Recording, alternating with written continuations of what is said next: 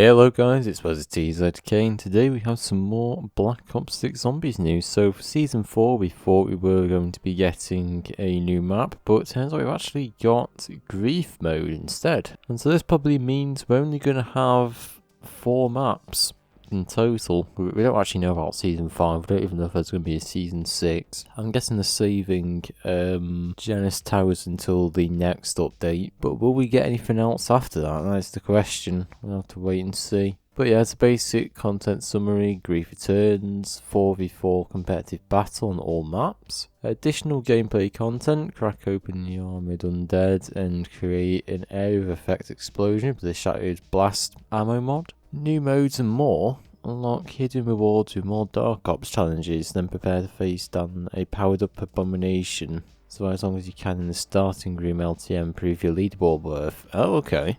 I actually didn't notice that when I read it. So yeah, one of the biggest things is going to be Grief mode. I actually haven't played this since like Black Ops 2. And it hasn't been introduced in any other game for like an entire decade. I mean, I do remember playing this as well on Black Ops 2 with a few friends like a few years ago. But it's not really a game mode I tend to come back to, so I don't know, like it'll probably be like one of those game modes you have a little bit of fun on and then just don't come back to, but hopefully make it a bit more interesting. So it's 4v4 competitive, where 2 teams outwit and outlast each other, capture zones to debuff enemies, no damage against other players, respawn every 3rd round. Yeah, as the battle lines are drawn between Sam and Director Richtofen, which is what we saw the logos. If you haven't seen those logos, it's basically Richtofen and Sam on each side. Subsequently receiving handler comms from one of them through the ensuing chaos. Cool. Indirect PvP combat action is immediate as both teams drop into either side of the same Grief arena. 2 teams of 4 can't outright kill members of the enemy team, but can interact with them by body blocking or slowing them. So I remember one of the modes in Grief, I think it was like when you threw zombie meat and you got like the hordes to basically come after the other team. I think it's something similar to that, just to like basically annoy them. Oh, it reminds me as well, there was a turned mode in Black Ops 2 I think, where you could become the zombie. And like one player was a zombie, the other player was like a human, had to try and survive. I think that was the one which I played a while back. I don't remember playing much Grief. Victory conditions, the winning team is the one that manages to grief their rivals into being killed or entering a down state. As long as one or more team members are alright, the match continues, so they all have to be down. How many characters would there even be? Like, there's only the 4 main cast characters, isn't there? Like, is there going to be any others? Like, they're probably going to be operators, so it probably makes sense. But, like, the actual main characters in the game, don't know if that's going to... I don't know who's actually going to play what side. So yeah, the action is constant, can get incredibly chaotic, due in part to your proximity to your opponents and the hordes of the undead. Thanks to the arena being a subsection of the main zombies map, so it's not the full map, okay.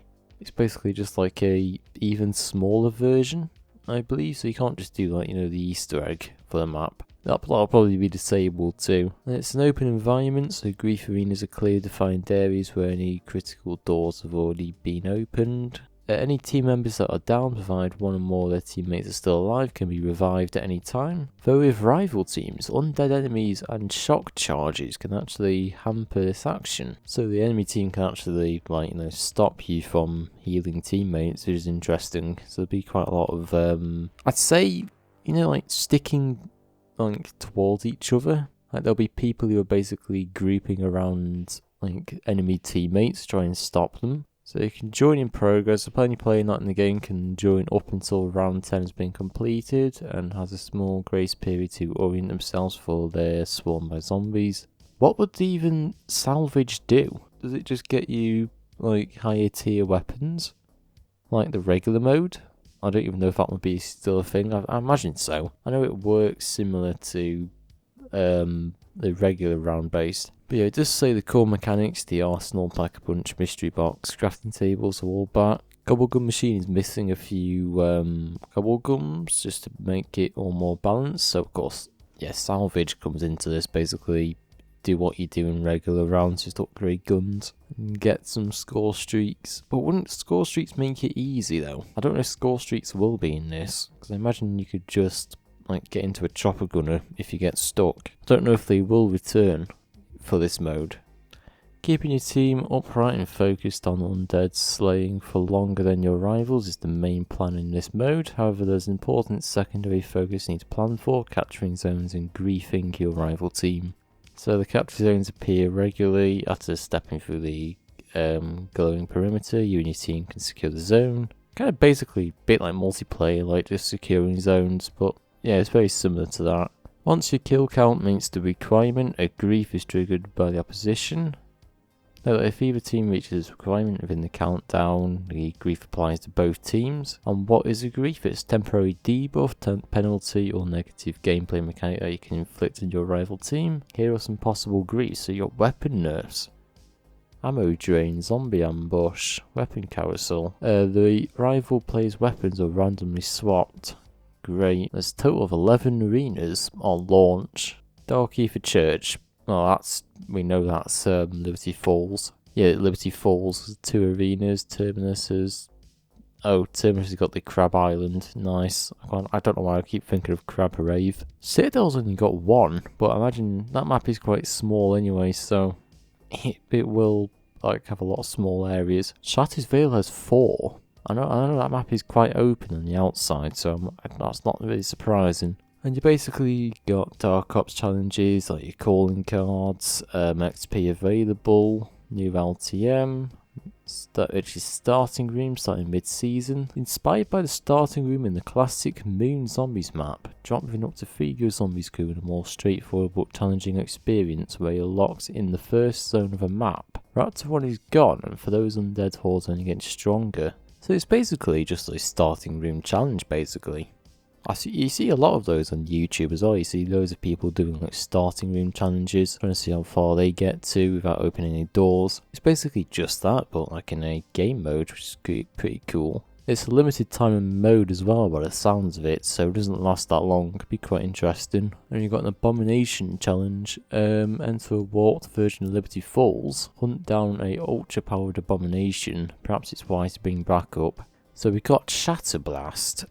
Bullets deal explosive damage. Each bullet has a chance to create an explosion. You can modify your ammunition to explode toughen enemies of a certain normal and special undead enemies. Oh, it's an ammo mod. I thought it was a gobblegum then for a second. I was like, how's that going to work? But no, it's good. It's an ammo mod. I would have thought so. So it can be used against elite enemies who expect an impressively sized explosion. Okay, that's cool. Bit of PhD flopper, but like a lot bigger, a lot better. An explosion, 3 additional explosions occur in rapid succession. Sounds just like PhD.